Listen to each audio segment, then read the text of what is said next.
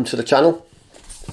Now, I'm going to let my feelings be known about Ten Hag in this video. What I really think about him, what I think will happen to him in the next season, and how ultimately if the Glazers stay, how I think it'll all go wrong. So here we go. So Ten Hag, looking at his stats for this season, he's done a reasonable job. You know, we've got 3 games left. Still getting top 4. Got the Carabao Cup. I have hope that we could possibly win the FA Cup final. Although, having watched Manchester City absolutely demolish Real Madrid in the Champions League last night, I have to say, City are such a superior football playing team compared to where Ten Hag has us right now. And I know the FA Cup final is just 1 game, and it's a derby, so therefore all those variations, all those things can come into play to affect a team's performance. But you've got to admit the odds are in City's favour for that. The odds are definitely in City. If they turn up and they play how they played against Real Madrid yesterday or last night, then, for lack of a better word, we're fucked. We're absolutely fucked. Because you can't see, although United have played exceptionally well at times this season, most of those times were pre-World Cup. And it's been since the World Cup that we've started to drop off, and we've seen more injuries in the squad. And we've seen kind of confidence drop. So, yeah, I know I'm being a little bit negative right now, and I'm thinking, all right, City are going to do us. It could be really embarrassing. But on the day of the FA Cup, I'll be all for United. Obviously, I want us to win.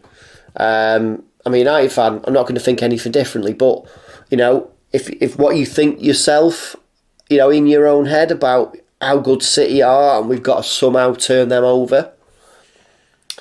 Yeah, I know we beat them. We beat them last time we played them in the Prem. But was that a free game? Did we benefit from a decision that shouldn't have been given? Should that have been offside? That Bruno and Rashford kind of crossover. You know, looking back on it, I think if you're honest with yourself, many of you will think that, yeah, we probably got away with one there. That's a decision that went our way. But looking at how City play, I just don't know how we can compete. And I'm just hoping that on the day of the FA Cup final, so June 3rd, that United turn up and we play to the best of our abilities. I mean, the last thing we want is something like 80. You know, that I remember a few weeks ago, I've got a friend who's a Leeds fan, and I went to the pub after that game to see him, and the first thing I said was, "Whoa, City had 83% possession." You know, just rub it in on the biggest stats possible. Yeah, Leeds scored in that game, but they were never going to beat City. Never going to beat City. And the last thing I want on June the 3rd or June the 4th and June the 5th after and forever is my Leeds fans and Liverpool my Leeds friends who... I'll start again. My friends who are Leeds fans and my friends who are Liverpool fans rubbing it in on me for weeks to come. You know what I mean? Giving me like, oh, you got beat 5-0. Oh, you know, what about 90% possession and this, that, and the other. So United have to turn up for that game. Definitely have to turn up for that game. What about Ten Hag? He's doing a good job. I'm not going to slate him. The only thing that worries me, and I'm not talking about subs, his decisions around substitutions. He hasn't got any squad depth. So therefore, we're probably looking at, you know, he's doing the best he can with limited support, you know, and it's that support that has me concerned.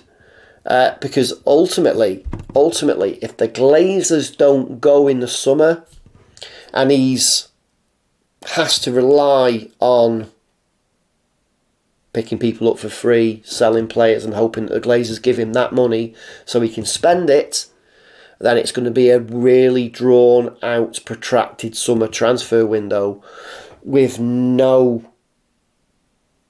Maybe he'll have to resort to getting lower quality players, which, not a marquee signing that adds to the team. Now, personally, rather than going for multiple players, I'd rather him go for, if he has to, if he's got, let's say he only gets 100 million and sells one or two players, buy that marquee signing, buy that big striker. Don't try and spread a small budget as wide as you can. And I think there is his issue. What will he do? What will he be allowed to do? And I'm just scared that if the Glazers stay in any capacity, and if they, sell some of their shares and keep a small percentage, that still limits Ten Hag's budget, and ultimately he'll get thrown under the bus just like Ole did. Those are my concerns anyway. What are yours? Let me know what you think in the comments below. Please smash a like on the video, and if you don't subscribe, please subscribe. Thanks for watching.